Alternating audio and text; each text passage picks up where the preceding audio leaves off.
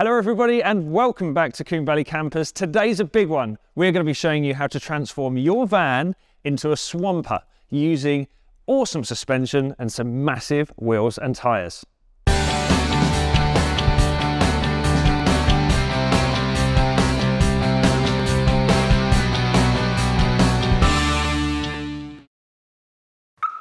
Just want to say thank you to A-Plan Modified Van Insurance for sponsoring this series of Combe Valley Campers. We actually have the 2K T5 insured with A-Plan Modified Van Insurance because they will insure your vehicle from the moment you buy it until you convert it to a camper van and beyond. And if you would like a special rate for your next policy, mention Combe Valley Campers at the time you're asking for a quote and they will sort you out.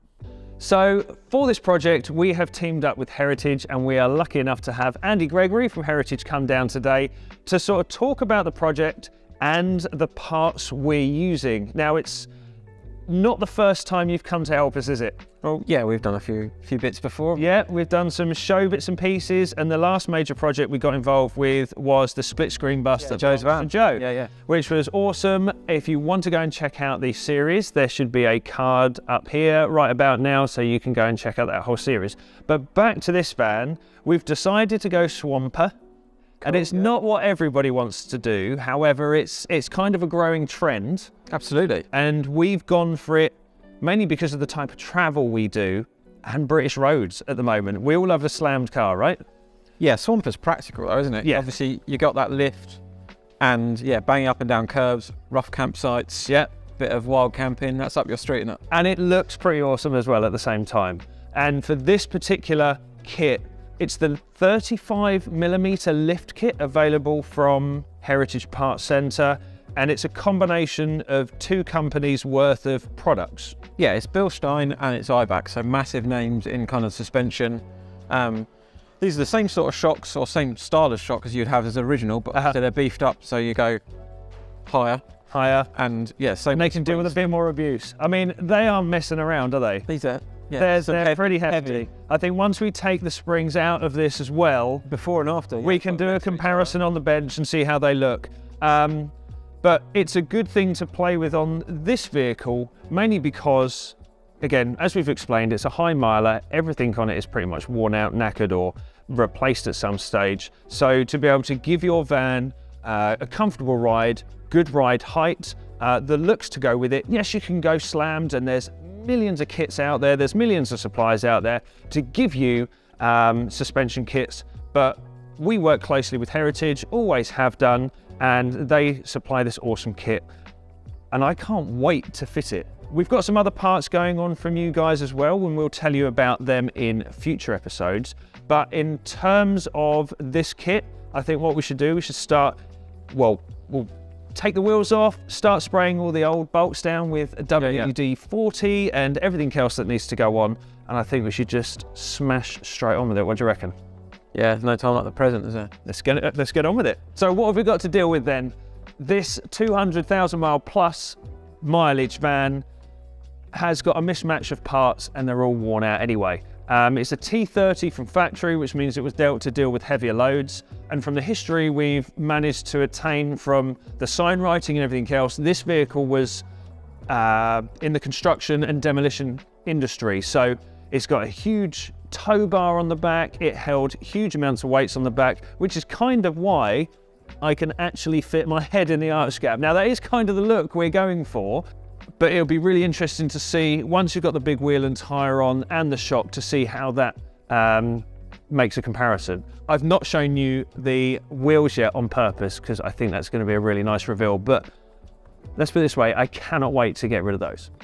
Moving on to the front then, as you can see, arch gap isn't the same, and the reason is because it's got coilovers on the front, and I found out that when this van had repair work in the past, it was actually cheaper to fit a set of cheap coilovers than it was to actually put decent shocks and springs and struts in the front. So again, very, very happy to get that done. This van rides terribly, drives terribly as it stands, and I can guarantee that, bearing in mind how many miles I've done in it so far. But once again, get rid of those wheels, get rid of that suspension. Let's improve it, shall we? Things are going to be a little different for this video. We did so much work on the day, we didn't really have time to stop and talk you through it. So it's going to be me voicing over for you today. I hope you don't mind. Now, this is the first time we've actually used this lift in anger. It's a twin bush lift that we have recently fitted, 4.2 ton, amazing piece of kit. Back onto the van, the first thing we have done is to expose the loveliness by removing the wheels. Fortunately, we had Andy Gregory in, who's always willing to get his hands dirty down at the workshop and was an excellent help on the day. Hopefully we'll never see those wheels again. Absolutely disgusting things. We've got a real treat for you. And here's a first look at those coilovers then. Absolutely knackered, filthy dirty, and we are so glad to be replacing them with the new gear. Our brakes and pads will be covered on another video. Again, another thing to be replaced. And look at those beautiful new springs and shocks ready to go on that hunk of... No, this is the 2K T5. It's going to be a good van. Fortunately, we had Sam here with us today, and he is our master mechanic. We are very, very happy to have Sam in. First thing to do then is to clean up all of the nuts, bolts and fixtures and fittings with a bit of WD-40 and a wire brush, making sure all of our sockets and all of our tools will be able to fit into those very nicely without stripping them out. On the VW Transporter platform, T5, T6 platform that is, the top mounts for the shocks are actually hidden beneath this plastic scuffle here. To get access, you need to remove the wipers, taking note of their lowest position. Luckily, this screen is filthy, so I'll be able to tell where the wipers sit when I put them back on. You then remove this rubber trim, the plastic scuffle. On the top of the shock mount, there should be some rubber boots. Remove those, and then you can wind out the nuts, enabling the strut to fall out once you've undone all the fasteners down there. In order to get better access to our driver's side top mount there, we've just removed the three 10mm fastenings for the wiper motor, and then the last thing to do is just to remove this clip. We're going to stick a flat blade screwdriver in there, give it a twist, and then pull the plug if it wants to play for me. And thank you very much, Sam, for that tip. Ta-da! Wiper motor is now out of the way, as well as this cover plate. We can pop that bolt off, and that is an Allen key fixing in there, and I think that's a 21mm nut in the bottom there, 19 or 21. We'll go and get the appropriate tools so we can hold the center of that strut in place while we go and undo that mount there, or that nut there. So we are concentrating on just one side of the van today. Of course, it will be a mirror image on the other side, and in order to remove the struts, we are going to have to basically disconnect all of that front hub assembly. The first thing you'll see Sam doing is just removing some of the brake line attachments and the cables just to keep them out of the way. And the hub nut is coming off in order to remove the drive shaft from the front hub, so we can then remove the lower ball joints and loosen the front control arm in order to slide the coilover out of its housing.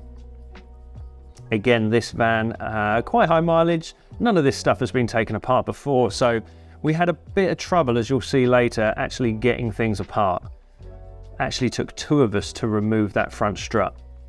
Again, loosening off those bolts with WD-40 will help, and Sam is just applying the WD to the pinch bolts. So to remove that strut, you undo and remove the pinch bolts first, and then you slide the hub down from and off that coilover or that front strut. And then here we are, there is actually two people trying their darndest here to actually remove that front strut, so hammers and a lot of force is what it took. I think it's right. Fucking workout. With a few more swift blows, we were able to remove that front hub assembly from the strut, and then it was a case of just undoing that top bolt as we showed you earlier, and then the whole front strut assembly is able to be removed. In order to gain a bit more access then, we removed the rearmost bolt out of that front control arm, and that was able to give us a bit more flexibility and a bit more movement when removing that front strut. We supported the weight of that front assembly with that gearbox jack, as you can see, and that will keep things safely out of harm's way. As you can tell by Sam's efforts there, it's a bit of a struggle. And all stripped off, ready to go. Drive shaft removed, cables out of the way, and the front end being supported by the weight of that axle jack. Now everything is free. The last item to remove is that top mount nut, holding the centre in with an Allen key and removing the nut, and that is the disgusting coilover that is coming off. Removing coilovers from, or removing the springs from strut assemblies and coilovers is a dangerous game.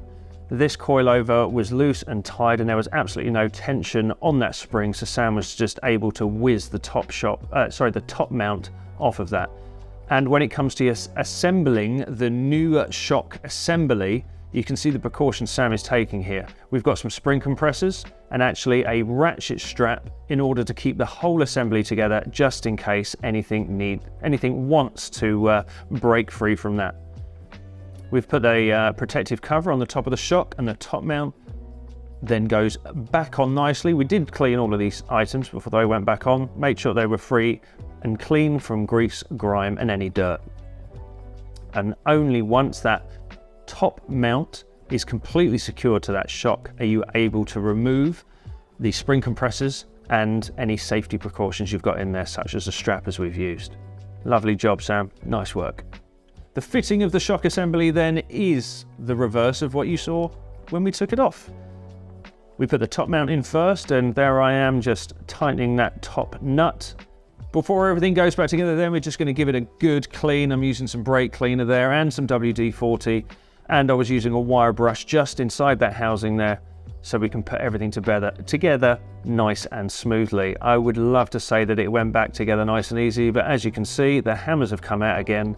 We're also using things like the gearbox jack in order to just support the weight of the hub assembly as we refitted it. So in terms of that pinch bolt area there, I'm trying to pry the pinch bolt area apart with a crowbar, or with a crowbar there, and Sam is hitting it together so we could house that shock into the axle, into the front hub assembly nice and cleanly. Bit tag team effort there, double banging. Once that's all together and you're happy with the location, the pinch bolts can go back in and then reassemble in exactly the same way it came apart.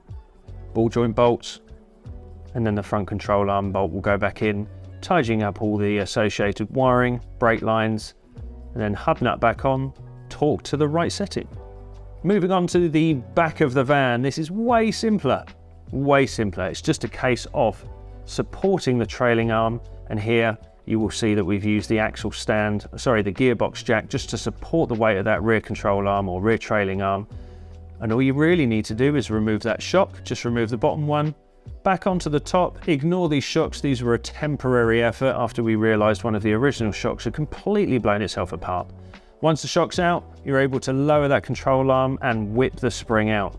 They are some HD springs, those ones, but you can see the comparison right here of the old versus the new. They're a thicker metal, and there's an extra coil in there too. So the lower spring cup here, as you can see, is almost destroyed. We didn't realise it was that bad when we ordered the part, so that will be replaced later. However, we are putting in the best effort we can to make sure all the area is clean, free from dust, dirt and debris, to ensure that when it all goes back together, everything works as nicely as possible. In the kit, you get a brand new top rubber, and as you insert the new spring into its position, you have to make sure it's clocked into that top rubber, because there is an indentation where the topmost part of the spring sits into. When the spring is back in, we've supported it back up there with a gearbox jack, and that will give us just enough tension there and the right space to be able to install those brand new beautiful shock absorbers there. And not only do they perform brilliantly, they absolutely look fantastic too. And that's about it for the back of the van.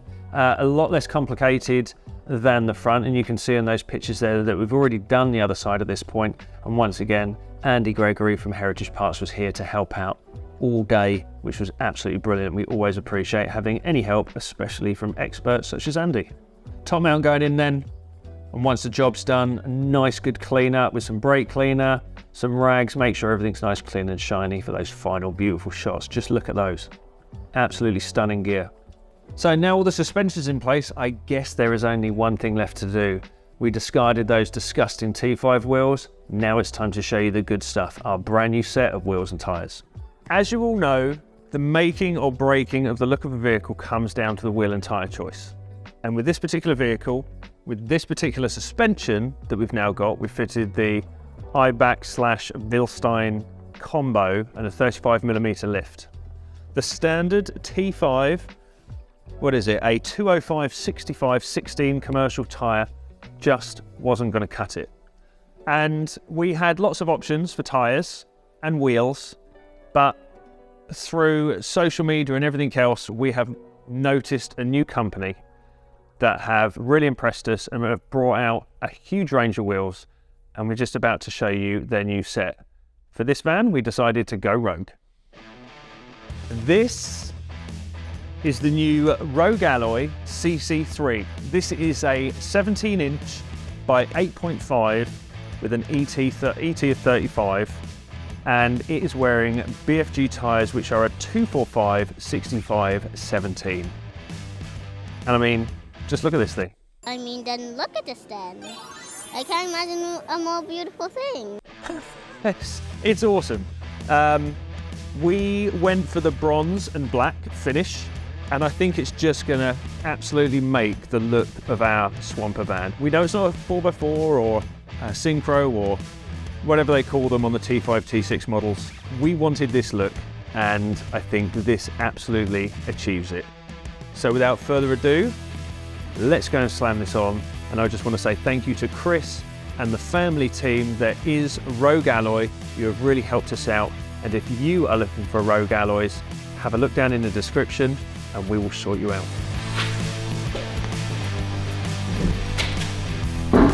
I've totally f***ed up it. I ain't got a sock. Nope. Just going to stay here for a second.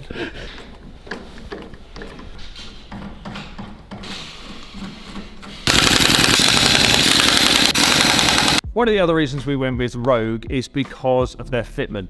They do specialise in getting the right wheels to fit your vehicle. This vehicle in particular is a 5x120 PCD.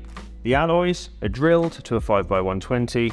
The centre of the wheel is also drilled out to fit the hub or the centre of the wheel, so you don't need any spigot rings, anything like that. They are designed to be bolt-on. They even come with the right wheel fixings and locking nuts if you wish as well.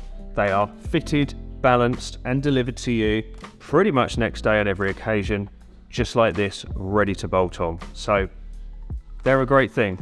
Obviously the proof's in the pudding, but with the feedback we've got already from people using Rogue Alloys and with the customer service we have already received from them, we couldn't be happier. So if you like the set of wheels, you know where to go, down in that description.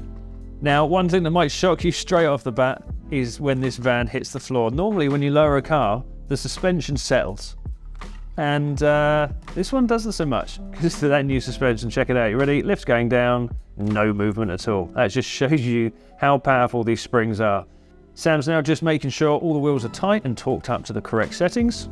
And we are ready to take our first drive out of there. Man, do those things look good.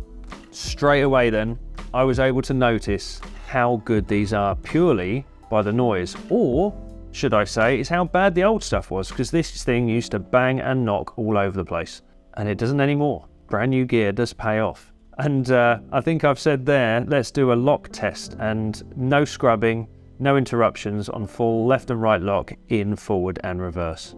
So I think what I'm going to do now is just shut up, you can enjoy the video and look at these shots.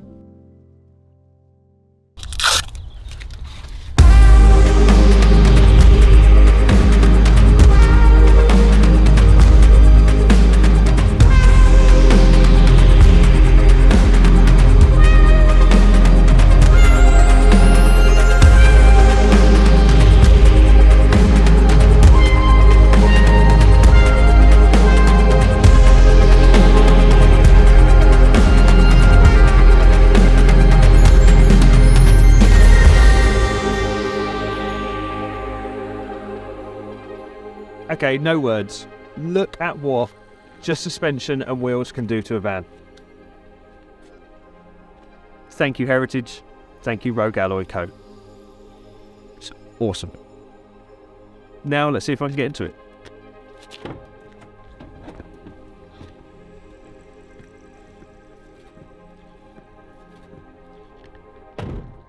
Certainly a commanding seat position. This thing's awesome.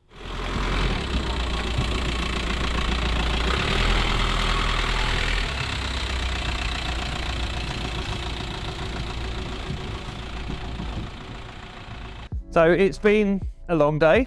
Indeed, yeah. We've learned some things, but I mean, we've achieved exactly what we wanted to with the lift kit. That's what we came for, isn't it? I think 35mm over standard Yep. with the new 17-inch Rogue alloy CC3s with the BFGs. I mean, it's an epic look. Thank you very, very much for helping. And if you want this gear on your transporter, we will leave a link down below for our website, and then you can follow the links for Heritage Parts Centre. And when you get to the checkout at Heritage Parts Centre, be sure to use Coombe Valley 10 and you'll receive a 10% discount on anything in your shopping cart at the time, ready for checkout. This isn't the last thing we're doing with you guys, is it? No, we've got a few more bits. We've got a few more bits and pieces ready. We're looking at the exhaust, we're looking at door rubbers, we're looking at all sorts of parts that will help you keep your T5 alive, right? That's the kind of angle we're going to go with this van. We want to keep this T5 alive. It is 19 years old, it is 200,000 miles, we need to keep it alive, and luckily we've been backed and supported by Heritage Parts Centre in order for us to do that. So once again, thank you very much. It's been a good day. Indeed, yeah. Busy day, absolutely covered in it now, but like we said, we've achieved exactly what we wanted to. So Cool. thank you very much for tuning in. Cheers. If you want to, again, find out this kit, be sure to head to the link in the description and you can get exactly what you need down there. But for now, I'm Lee, this is Coombe Valley Campers, and we'll see you on the next episode of the 2K T5.